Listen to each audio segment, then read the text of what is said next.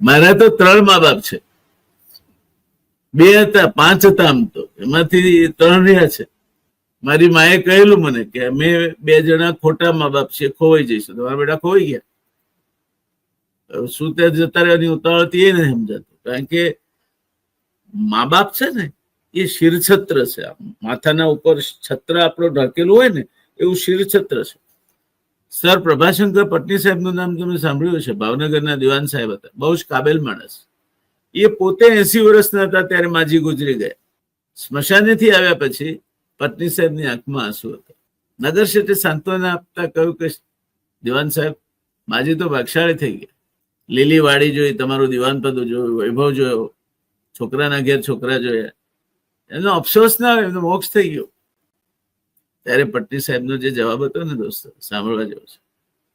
એમણે કહ્યું કે નગર શેઠ, મને આ બધી ખબર નથી એમ માનો છું. મને હું પણ આ જાણું છું. હું પણ કોઈને સાંત્વના આપું તો આ જ કહેતી.